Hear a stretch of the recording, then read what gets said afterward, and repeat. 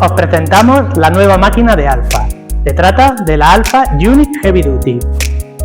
Dispone de 34 puntadas diferentes.